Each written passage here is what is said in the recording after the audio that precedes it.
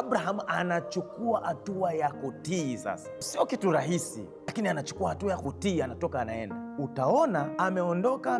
Alivyofika Kanani, Mungu anajidhihirisha kwake. Kwa kitendo cha kutii, anafika Kanani, Mungu anajidhihirisha. Mungu anakuja sasa kuprovide, nitawapa. Na neno la Mungu sio mwanadamu aseme uongo, na neno lake alimrudii bure.